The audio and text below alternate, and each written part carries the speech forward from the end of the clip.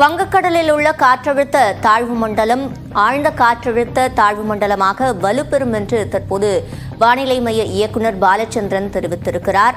இது புயலாக மாறுமா என்பதை கண்காணித்து வருவதாகவும் அவர் கூறியிருக்கிறார். இதனால் மீனவர்கள் 5 நாட்களுக்கு கடலுக்கு செல்ல வேண்டாம் என்று அறிவுறுத்தப்பட்டிருக்கிறது. மேலும் டெல்டா மாவட்டங்களில் மிக கனமழை பெய்யும் என்பதால் அதற்கான ரெட் அலர்ட் விடுக்கப்பட்டிருக்கிறது.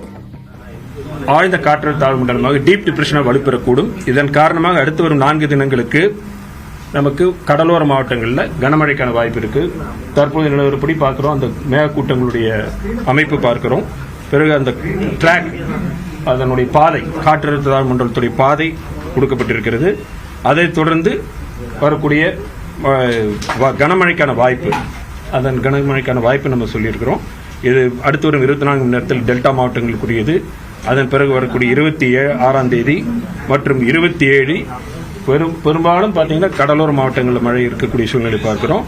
பிறகு மீனவர்களுக்கான எச்சரிக்கையை பார்க்கும் பொழுது குமரிக்கடல், மன்னார் வளைகுடா, தமிழக கடலோர பகுதிகள், தெற்கு வங்கக்கடல் மற்றும் மத்திய மேற்கு வங்கக்கடல் பகுதியில் பலத்த காற்று வீசும் என்பதால் மீனவர்கள் இந்த பகுதிக்கு அடுத்து வரும் 5 தினங்கள் செல்ல வேண்டாம் என்று அறிவுறுத்தப்படுகிறார்கள். மேலும் ஆழ்கடலில் இருக்கின்ற மீனவர்கள் கடலுக்கு திரும்புமாறு அறிவுறுத்தப்படுகிறார்கள். வடகிழக்கு பருவமழை கடந்த 1 முதல் இன்று வரையான காலகட்டத்தில் 327 மில்லிமீட்டர் பதிவாயிருக்கு. இதில் 331 மில்லிமீட்டர் இயல்பை ஒட்டி இருக்கும்.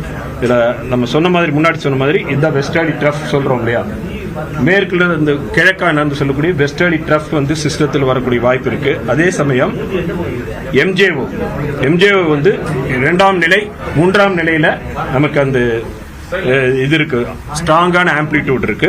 2ஆம் நிலை 3ஆம் நிலையில பார்க்கிறோம். அதை தவிர்த்து கிழக்கிலிருந்து மேற்காக நகர்ந்து செல்லக்கூடிய ஈக்குவட்டோரியல் ராஸ்பிவேஸ், அதை பொறுத்த வரைக்கும் சிஸ்டம் சில சமயங்களில் நகர்ந்து செல்லக்கூடிய சூழ்நிலை பார்க்கிறோம். இதெல்லாம் இன்ஸ்ட்ரக்ஷன்ஸ், இதெல்லாம் முடிவு பண்ணி தான் சிஸ்டத்துக்கு. Okay, thank you.